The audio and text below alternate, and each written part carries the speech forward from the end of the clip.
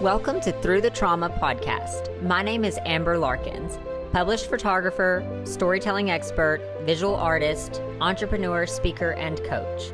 This podcast was born from one question: how do I get inspiring stories of triumph out to the people who need to hear them the most? Come with me, enter my world, where lives are getting changed, heroes are getting developed, and greatness is being achieved. Welcome to another episode of Through the Trauma podcast. I am Amber Larkins, your host, and today I have an amazing guest with me, Miss Lolita Guarin. She is a 4-time best-selling Amazon author, a stress management coach, and a dynamic speaker. Her journey consists of drug-free stress management strategies, emphasizing the importance of healing childhood trauma, and she is the founder of Be Amazing You, where she's dedicated to reducing burnout and boosting energy. Thank you, Lolita, for being here today. It is so nice to have you. Thank you so much for inviting me, Amber. So, stress management is a huge thing. A lot of people think that it's just a small thing, but it regulates our entire existence. So, why don't you just kind of start by sharing with our audience what has got you into dealing with the stress management side of trauma, and what does your work look like? So for those who can listen in and immediately think to themselves, wait, what is her accent from? She doesn't sound that she was born in America. I am from Lithuania originally, and I came to US 24 years ago, and I came for my American dream, because I knew if I will work hard, I will achieve anything that I want. It's definitely the country of possibilities. And I didn't even think that there was anything awaits me as I'm getting physically ill in the middle of 30s.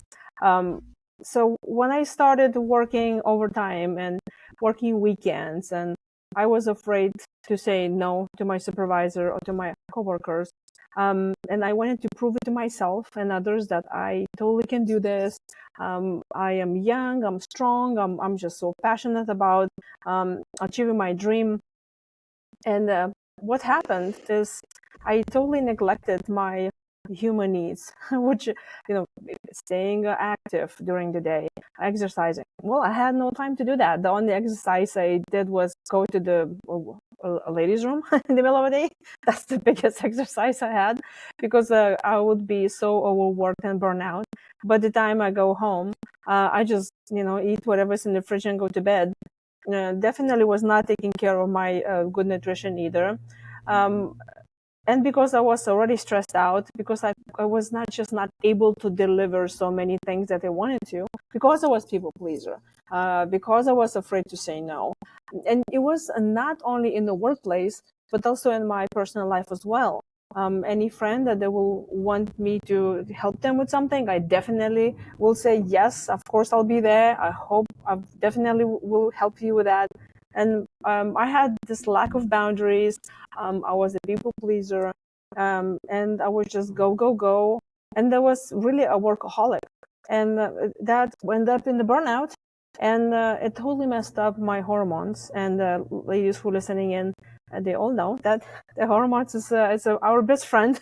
And if that doesn't go well, that's not going to be pretty. So when I end up at the doctor's, they pretty much told me that it is really just caused by stress. And that was a big wake-up call. And I was against any pills, because that's how it is in today's world. Everything is just so easily fixed. You just go to the doctor, they give you the pill, and then off you go all happy. I did not want to go that route, because I realized that nature also has plenty of stress. When you go in a park and then you see a grass that grew through concrete, I bet that was not an easy job to do for that grass, but hey, you made it, right? So I figured there has to be some natural ways how to manage stress. And I started implementing a lot of that, like, stress management staples, as I say. You do meditation, you do yoga, you exercise, hydrate with nutrition. All of this is nothing new. But here, when it started making difference in my life, I became very passionate about explaining just sharing my passion with others. I will, tell them, my friends, what I learned. And I became so passionate that somebody said, you should be a coach. That's how I became stress management coach.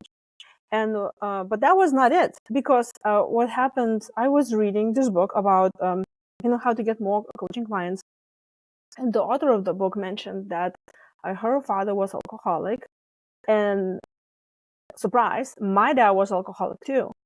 And that was the first time that childhood trauma as a thing was introduced to me. I come from Lithuania. We were not talking about those things. It's like a normal life. Everybody's stressing. Somebody has an addiction in the family. It's not a big deal. Everybody goes through this. And it's what comes to stress in general is like, well, stop complaining that you are stressed, because we all are stressed here. And this burnout is like taking like an achievement in the society. It's like this martyrdom that's being so celebrated. It's like, well, if you burn out and stressed out, that's mean you're doing a good job. That's mean you're not lazy. That's mean you're achieving something. Which is totally not true, and our bodies don't really like that. But that's when I realized that there is such thing as adult children of alcoholics. And that was me. And that was a huge wake-up call, because I realized that everything that I do in life, it's really seen through this childhood trauma lens. It would be, let's say, something happens, unexpected, and we, a group of people just sitting around, something happens. I would be reacting way stressed out, and because I was constantly hypervigilant. I was constantly looking, when is that shoe will drop? Somebody gives me a compliment, I don't really believe it. I'm like, okay, what is it you want from me? And it really came from the way I was growing up, and from having that childhood trauma, because my dad was an alcoholic. So every day when I come back home, I had no idea what to look forward to. I was constantly afraid. I knew that the environment can change immediately. I could be already at home, and my dad comes back drunk. You don't even know how drunk he will be that day. Will he be so drunk that he just goes to bed and doesn't bother me? And I'm only one child, so I don't have no brothers, no sisters. So for me, that environment was very scary. Although my dad never touched me physically, or my mom, and my mom never had any addiction. She was really holding the family together. But that constant fear of, I don't know what's going to happen. And then my dad would have these episodes when he would just be throwing things around. And it is, when you grow up as a child, it's very scary. And even when I was a teenager, I remember he will make me cry, because he will be yelling and throwing things. And you probably, those who have addict in the family, can relate. And when I talk about childhood trauma, somebody who can maybe listening and they say, well, this podcast is not for me. I don't have to listen to this anymore, because I don't have any addict in my family. I think the whole life experience is very traumatic, because we're human beings, and just the birth itself is very traumatic. Because what is stress? Stress is something outside of your normal, something that makes you feel, wow, something is about to happen, and I may die. That's all our brain is worried about, just keeping us safe. And so those who grew up in a dysfunctional family, for example, having parents who are not even addicted, but they were not supporting the children by just having emotional support, or the child needs to be validated and loved and appreciated for the things that they are, and to be honored and celebrated for that individual part that all of us are given. But if we grow up in the environment we don't get that, that is just we grow up in the individuals that the people pleasers, and we are afraid to be excluded from the group. And that's where it finally made a big difference, how I was looking in the rest of my life, how I was approaching every coaching client from day on. And I was not be just looking into, okay, so here's what we can do. We can manage your stress by time management, or doing some meditation and journaling. But it's really, it means a lot where someone is coming from. So that's really made a huge difference in my life when I realized how much of childhood trauma impacted my life. and how much it's actually impacting a lot of other people as well. Yeah, that's a story, and it's unfortunate because as I think a lot of people can look far back in their life and see certain things, whether, like you said, whether it's a alcoholic or an addiction in the family, or just neglect. Just someone that just doesn't they they just don't give that kind of love and affection and attention and validation to a child. And then sometimes we grow up in a world where we become adults and we become triggered. So it's amazing that you were able to pinpoint this and find your direction and your place, as you become a coach dealing with stress management, which was a surface issue. You dug down and you found the root of the problem.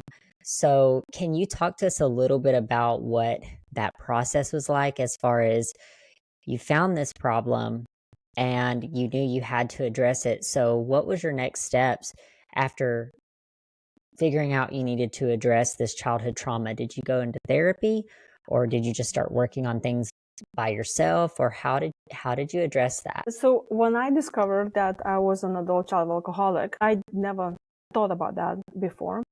The first thing, I felt so bad and terrified that my life will never be the way I want it to be. I thought I am damaged. Nothing will help me. It's like you already starting cooking with the rotten ingredients, and there was so much of disappointment, and despair and hopelessness, really. When I was thinking, this is just not going to happen for me, no matter how hard I try, because I already have all of those patterns in my mind. So I will always will go back to them. Things will always will trigger me. And it was a huge disappointment. After that, I remember very strongly that I became very angry at my dad, because I was thinking, how come someone who is supposed to be responsible, like my father, who is supposed to support me in any way possible, because that's what parents do. They support to take care of their kids. I was so disappointed in him as well, and I felt very angry that he just behaved like that. And so here's the funny thing: is because I came from this, I was afraid even to feel angry. I was uncomfortable of feeling angry about that, because I already learned from a young age, if I display some sort of unhappiness, I will be immediately being scolded and told, shut up, sit down, and don't be angry, and don't be all of this. You just have to be pretending like everything is fine. My feelings were invalidated, and I carried that into my adult life. And I had a problem even to allowing myself to be angry. And then there was this moment when and of course I did a lot of coaching and online programs and reading a bunch of books. There's so much stuff right now online that you can reach out to professionals and really the gurus in that field, that you can get a huge support and can make a huge difference for you. Just listening to one audiobook can make a huge difference in your life. And when I allowed myself, and this is, I think, where the real change happened, when I allowed myself to feel what I feel, and I honored what I've been through. And that's where the true self-love really started for me. When I heard, oh, you just need to love yourself. As a child of alcoholic, I would have an issue with that right away. It triggered me so much because I was a workaholic. I was trying to be the perfect child, because that's how I was coping with my father not seeing me. So I grew up in this mindset of thinking I can be valuable and seen only when I'm producing something, when I'm the best kid, when I have the best behavior, when I have the best grades. And then later in my adult life is to have a perfect family, to have a great paying job and nice paying car, which is, when I think about it, well, that's not what my American dream was. Like, this is just having the house, the kid, all of that to-do list, to have list. And when I realized that it's not really about that. The true self-love is when you appreciate yourself and you allow yourself to be yourself. So then I allowed myself to feel angry. And I remember there will be multiple times that I would tell myself, I will get angry that I got angry. And I'm like, no, I'm a stress management coach now. I'm not supposed to get into this spiral. But that is what the true self-love comes, when you allow yourself to be in that, when you honor your own feelings and you say, it's okay if I'm feeling like that. So when I finally get to the point of, it's okay, I am not damaged. A lot of people damaged like that as well. And being human, that's the human condition. All of us are unhappy in one way or the other. And I think life itself would be a very boring place if we would be having everything positive, because we'll need some contradiction, some contrast in our lives, so we can grow and experience this life in the fullest. So then I start digging deeper into paying attention to myself, how I feel, like in any situation. And that's what I tell my coaching clients, well, when they come to me and they're like, well, I'm stressed out right now, then I know where I need to start. Everything starts from where you are, and honoring yourself and saying, okay, what is really actually triggers me? And then asking yourself, where is this really coming from? And so when I start honoring myself, I paid attention and I started trying out different tools that helped me. I realized that my mindset was changing. Then, of course, I was not so hyper vigilant anymore. And there was so many other changes in my life that it helped me a lot. But also, I coached my clients a little bit differently too. And that had to do what they triggered and how to manage those stressors, how to manage anything that shows up in your life that you think you had no power over before, but now you have the tools that you can make it, and that way you can build trust in yourself. And that changed my coaching a lot, because I was coming from that place where I could honor myself, my own feelings. Yeah. And it's amazing to me how much more effective I feel like coaches are when they've experienced it. And I think that it also gives coaches a little bit more of like a humble avenue that they've come down, where they can see the issues and they're still working on these issues. You don't have to be perfect to be able to help other people. You just have to be a couple steps ahead of them. And I feel like when people are doing the self-growth, which putting the work in, healing themselves, really digging deep to find out these traumas and these things that's triggering them, then they can speak and help and coach other people. And I think, honestly, I think that's what really makes an effective coach, is someone that has been through it. They know, because they've experienced it. They've dealt with the situational stuff that comes with that trauma. And so I, first of all, commend you, because I think what you're doing is great, not only in your own self growth, but then also just in the self growth that you're assisting clients through. So with that being said, can you tell us a little bit about, like, I don't want you to go into your whole process, but maybe just share with us some strategies or some different things like that people could do to maybe get a taste of what that looks like to manage stress. So I created what is called the CALM method, and I'll touch on that a little bit later. But when I started working with someone who comes for coaching, it's always the first step is to realizing that you want the change. If somebody already says, okay, I'm not happy with the way things are, that's a great step. But what happens next is that is where any coaching or any program or anything that's been directed to how to change your life may not work. And it has to do with the childhood trauma. So, for example, what does that mean? I don't think we should not be bulldozing ourselves to success. It's so popular to have your vision board and you're constantly staring at it and you're constantly telling your affirmations, and there's a lot of the instruction says you feel into it.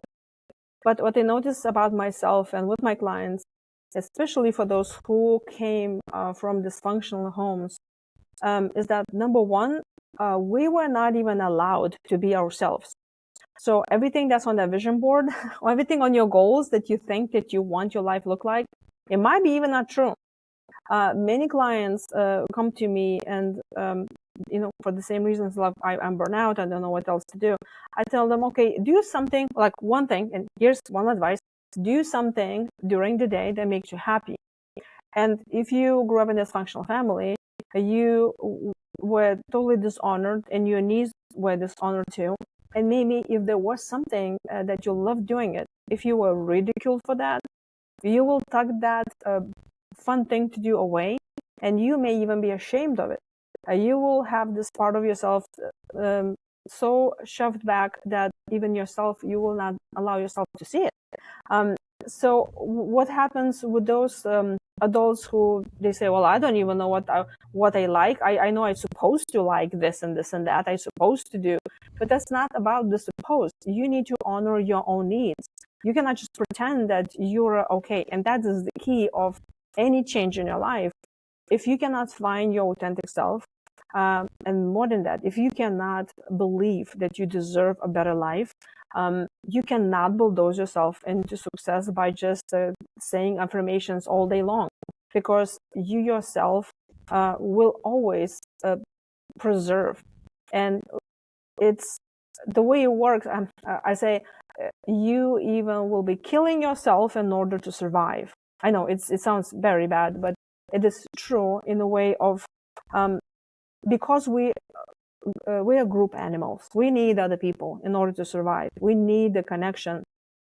So we will do everything in our power so the group of people that we are with will not abandon us. So if someone grew up in a dysfunctional family, they will have a very strong fear of abandonment. So you might be doing things in your life that are very good for the group of people, but necessarily for you. So it is very important to ask yourself, is what I want, is that's true desire of mine? Also, when you're doing things like, it's good for stress management, just do one little thing every day. Because when you are showing, for example, like, and I have clients like, I don't have time, what this could be. Make a list of things that you like doing when you were a child, or start doing new things right now.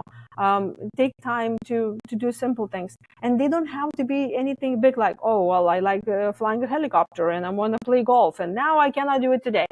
It doesn't have to be that. Let's say you like reading a book. Okay, somebody can say, I don't have time for this. I have my business, I have my kids, there's no way I'm going to do this. How about if you will just read one page, or like one chapter, but you do it every day? Or let's say you like this cup of coffee. Why don't you just pay attention that moment and enjoy it, even if it takes just 1 minute? When I'm also a speaker, so when I do events and I also teach how to manage stress in the workplace, when I start talking, I tell everyone, raise your hands up, and I will tell you when you need to put it down. And I keep talking about stress. And, after a minute or two, you already can see that a lot of people like stressing out, like, come on, when I'm going to put those hands down? And they say, that is your stress. But if you will put it down, that hand, and then you raise it up, and then you put it down, you raise it up, you can do this all day long. The same thing is with stress. If you do it in everything that you do in chunks, and then you schedule yourself your busy schedule, that you're going to take 10 by 15 minutes just for yourself that day, it will make a huge difference. Also, one trick that I like a lot is we all carry our phones these days, and just set an alarm every hour that it will ring. And of course, here's a disclaimer, stop whatever you're doing if it's safe, close your eyes, stop whatever you're doing, and just be in the moment with yourself that 1 minute. And if somebody can say, well, I'm going to fall asleep, that's okay.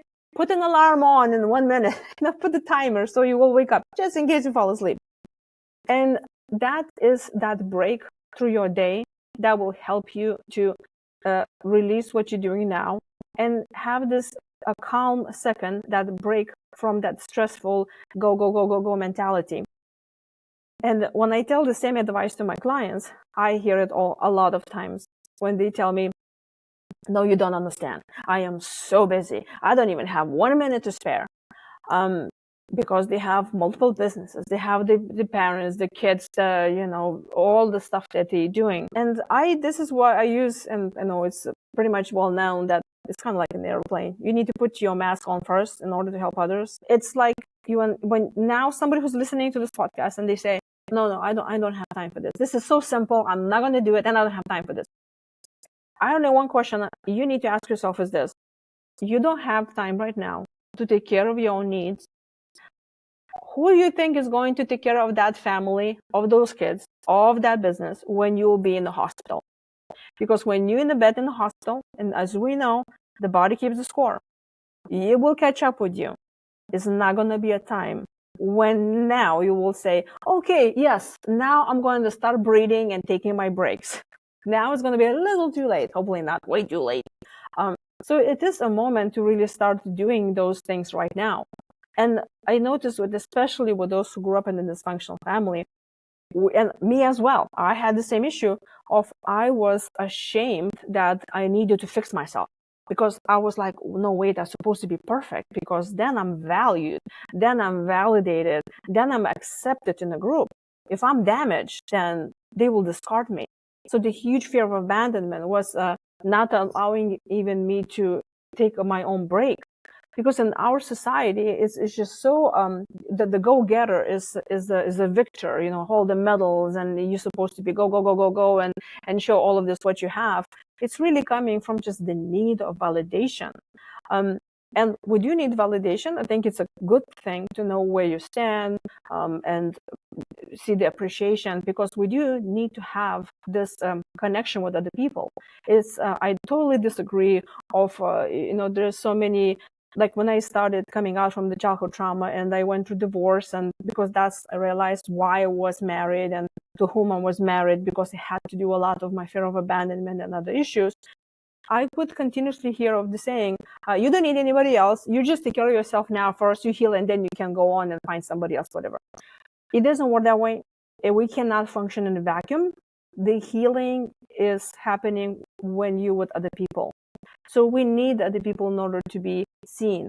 And the other person is like a mirror to show the part of us that we will never be discovering if we will not have interaction with those other people.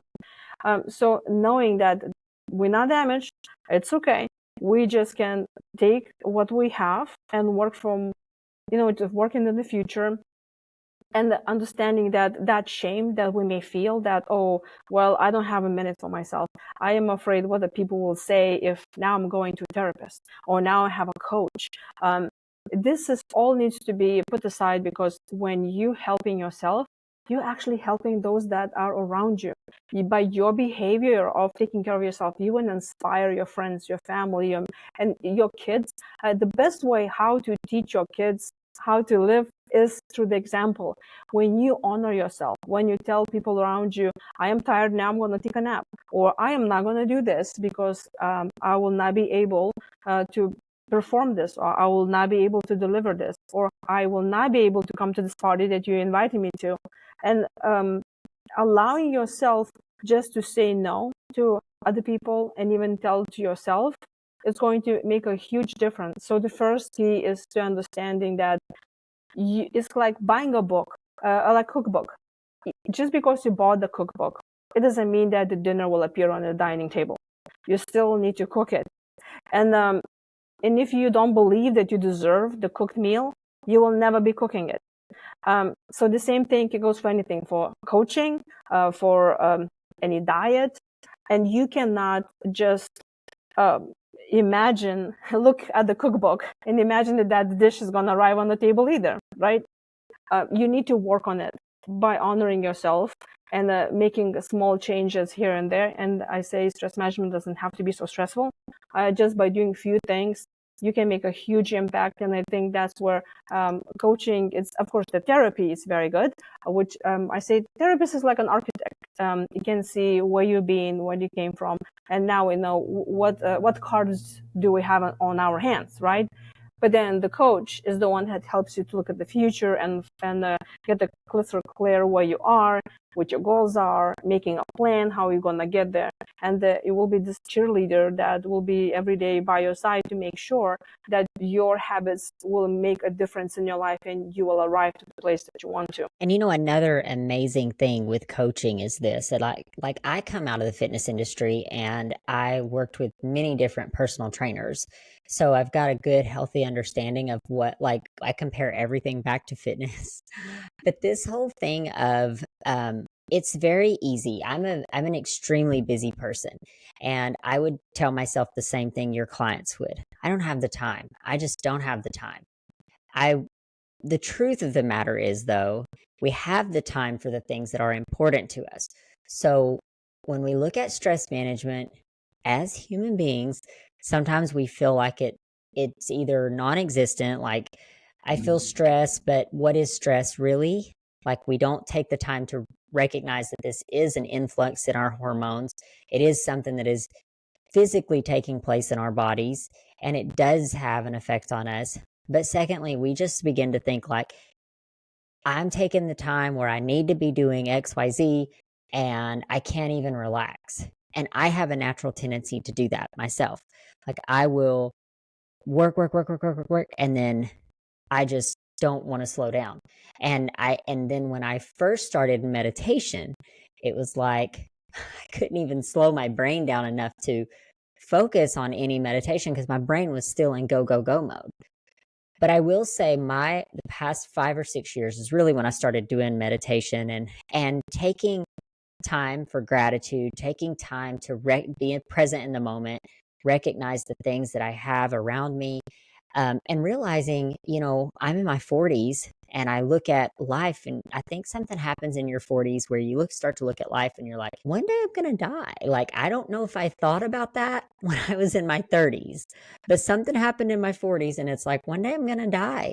And what happens while there are times and seasons for certain things, like maybe there is a season where I work really hard for 2 or 3 or 5 years, and then I reap the rewards from it. Then I can relax. And that was a huge mindset I had. But then I started to realize my kids are growing up. I'm getting older. What happens if I die tomorrow? Because it's possible, it could happen. And it's like, then I failed to stop in the moment.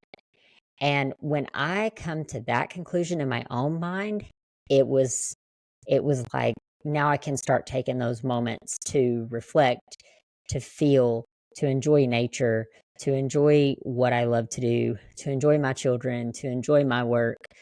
And what is crazy is this, what I found is that you begin to find a flow instead of a force. So it's like, now what took me maybe a whole day to get done, I can get done in 2 hours or whatever, because I'm more focused. And it's because the time that I spent with stress management or unwinding or relaxing my mind and my body helps me be more effective when I get into work. But the reason I bring up the personal training is this, because I found this difficult. While you are going through the motions of doing that, it gets very easy to get caught back in this trap of like, okay, now I've got XYZ to get done. And it's like, well, I really don't have time to meditate today. And I compare this to fitness because I think a lot of people can relate to fitness, people that have struggled with diets or exercise. It's like, okay, I'm going to go full force. I'm going to go on a diet and I'm going to work out a lot. And then you gradually like seep back into this, our natural tendencies, our natural ways. This is where a trainer comes in. And I feel like this is also where a coach comes in, because now you have somebody that's like, hey, you're kind of, you don't really feel it because you're going through the motions every day, but I see a difference. And you're starting to guide back into that old way, that old habit, that old mindset. And having someone that is on your side and watching from the outside is so beneficial and so helpful. And I would encourage anybody, like I personally would have a coach in every area of my life if I could, if I had the time, energy, and money to do it. I would have every kind of coach. That's how much I love coaching. But I think there's something so vital when you can have a healthy awareness that you have these things happening, and then it's great when you can do it yourself, but sometimes a coach or someone guiding you can point out those places that you can't see or that you work on so hard that it's too late by the time you see it. And also I noticed that has to do specifically for children who grew up in the dysfunctional families is there's the need for immediate gratification. And it always comes really just a learned pattern of if my daddy today is not drunk and he says, let's go ride the bike, I'm going to do it today because tomorrow is not going to happen. He might be drunk. So because of we don't know what's going to happen next day, we always need to have all the things immediately. First of all, I want to say that the last book that I published, it's called Stress Management for Adult Children of Alcoholics. And that will, it teaches a lot of tips and tricks and how to manage your stress specifically for that, those stressful situations, but not necessarily for those who grew up with a parent who was an addict, but also that looks from a side, very functional families, just, where the child didn't get enough of support or validation or in any way that felt that was dishonored. And now grew up this people-pleasing, go-getter, workaholic adult that is not helping to manage their stress. So every chapter I end with a superpower. So, for example, immediate gratification chapter, I use this encouragement of having no patience. It can be a huge superpower because you will get things done right away. But also it can backfire, especially when you just mentioned with so many start the diet, but like after a month or two, they just kind of, okay, just getting tired. And I noticed this myself before I realized that I had this tendency for the immediate gratification. I will be on a diet for a month and I will say, oh my gosh, that didn't help. Although there is some diet program that worked very well in one week. But I'm always trying to improve myself, and I do all kinds of not just diets, but programs that has to do with for mental health and development. I will jump on that very fast, and then I will think, okay, well, that was enough, and then I will drop halfway through it. But then when I hired a business coach, and she was like, no, you're going to do this. And then I had a coach that actually helped me with my diet and my exercise. I realized that I cannot really live without a coach because I really need that accountability. And that came because I realized that I came from a dysfunctional family. I have those triggers. I have this issue that I have this need for speed, and I know I will run out of that patience very fast. It's like a match, it's just I light up very fast, but then they burn out very fast. So that coaching really helped me to carry me to actual results where I can see it. And when I saw the results, then I trusted myself more, because now I was like, wow, I actually can deliver, instead of being disappointed halfway and then feeling bad about myself. More than this one, we implement any habit in our life and we taking care of it and we doing it. We are showing up for ourselves. We are not abandoning ourselves. Because if someone grew up in a dysfunctional family, and their needs or they were not seen enough the way they wanted to be seen and validated, there's this part of us that we shove it aside. And then we think, well, that's not me, and I'm not going to show true self. But in the same way, we feel like the caregivers abandon us, not maybe physically, but emotionally, because they were not honoring all of us. So then when we grow up in adult life, we become these people pleasers, where then the part of ourselves, we abandoning ourselves in the same way. And even though we say, no matter where you go, you take yourself with you. But guess what? No matter where you go, you still can abandon yourself mentally. And I say there are two. So when I start with the teaching, when I'm coaching my clients, I say there are two types of stress that we need to manage. Number one, what I call the maintenance stress, something that accumulates every single day. And like you mentioned, the priorities is, okay, meditating, how you have to prioritize that. Taking a minute break, you need to prioritize that. Try to get your sleep.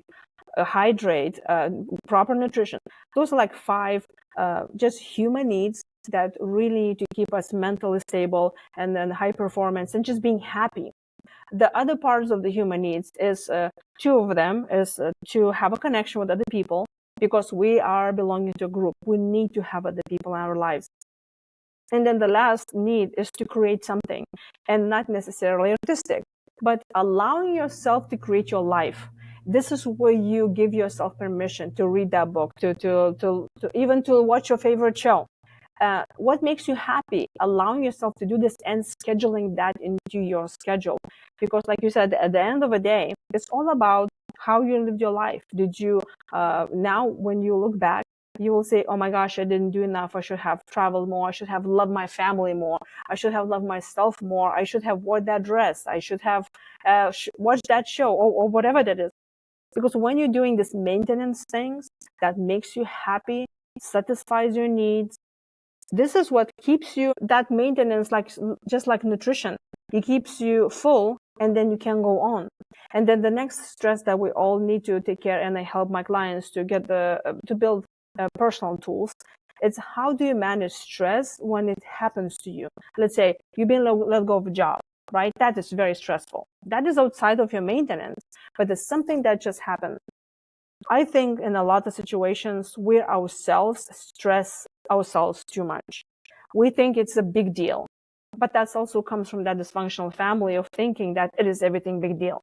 Like in my family, everything was a big deal. Like a little thing, let's say a truck was late to pick up trash today, and it's a big deal. When you think about it, it's not.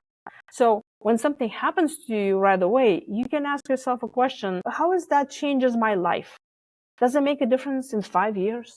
And then also, like, for example, driving in traffic and somebody cuts you off. So many times we just immediately jump into this conclusion and take things personally. I was like, how dare they cut me off? And this is all just in your mind. You stress yourself. You don't even know how that other person looks like. But you already took this out of perspective, like you're being attacked. And if you're constantly hypervigilant, you will take those things as attack. Let's say you go to the grocery store and the cashier doesn't look nice to you. You can take this very personally. But how I say you can approach this of understanding that the other person also going through things. We all have traumas. We all have some baggage that we have to work through it. And one of the things how I approached that my childhood trauma that had to do me being angry to my dad is I realized that he was just another toddler that wanted to be loved and appreciated. Addiction, I think, is just a mechanism how to soothe the pain. And not everyone is courageous enough to say, you know what, I had a childhood trauma and I'm going to go to therapist. I'm going to get myself a coach and I'm going to get this life a better place to live in. Not everybody can do that. It takes courage to approach the pain in your life that was caused to you and say, no, that's not normal. No, there's nothing wrong with me. I'm ready for this.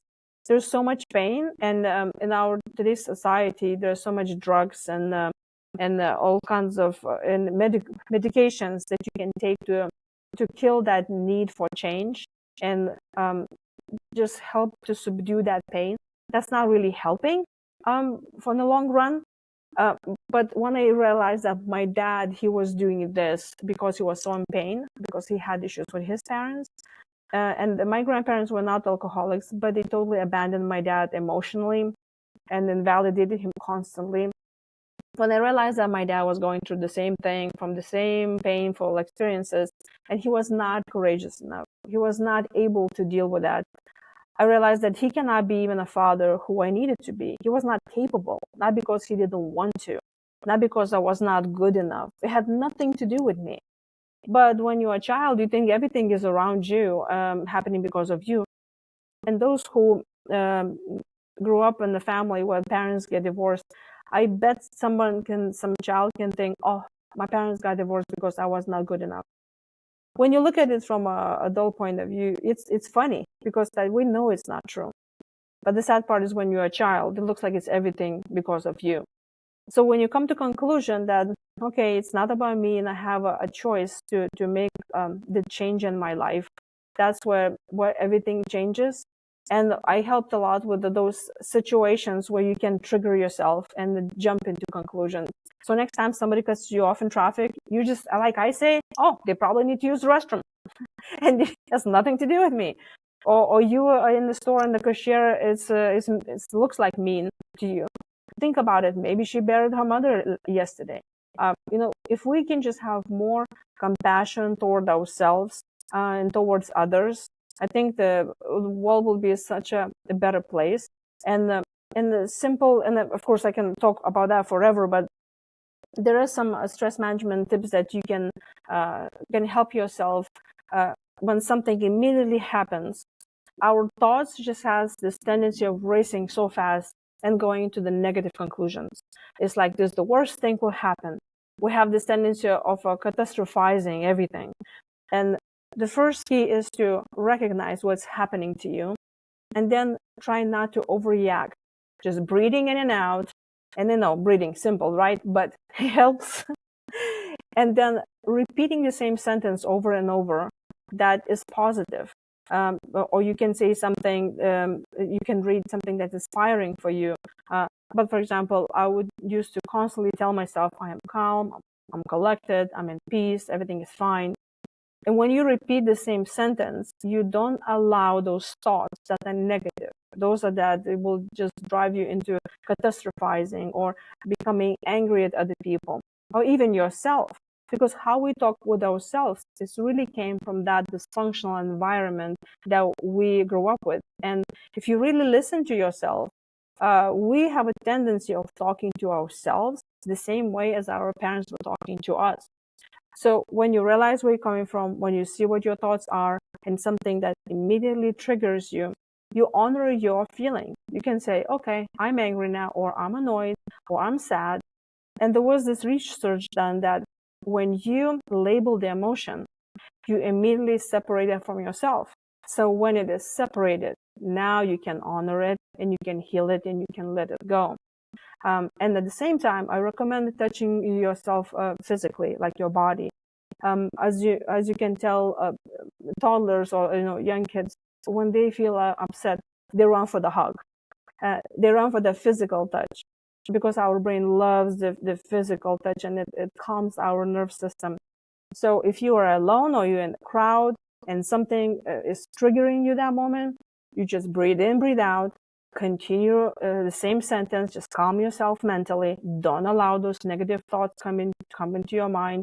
And then physically, let's see, like massage your fingers or massage your neck or just brush your elbows or something that has some sort of touching of your body that your brain sees the soothing.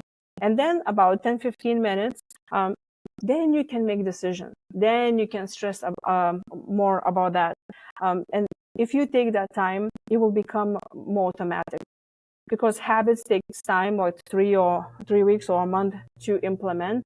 But then later on, you will rewire the neurons to act differently. So when the next time similar situation happens, you already will be equipped to calm yourself. And the more those habits you will do, the more trust you will gain with yourself, because you will know that you will be able to handle any situation in the future. Hence, you will stress less. Yes, that is so good.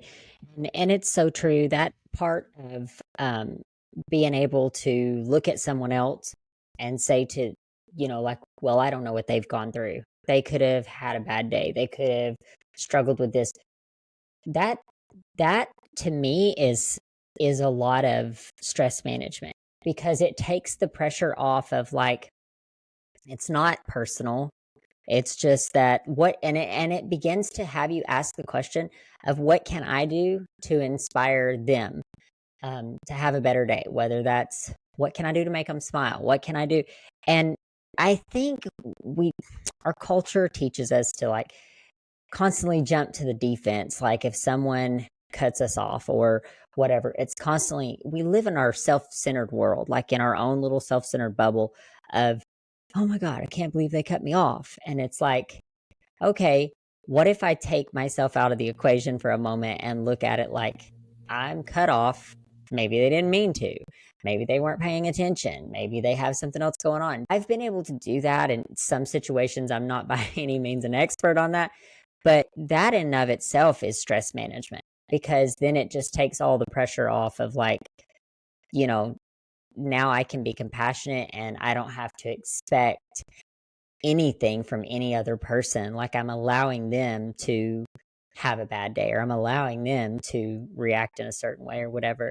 So I think that's some really powerful stuff. These seem like easy things to do. They're not always easy to do, but that goes back to self-growth. Like, everything costs something.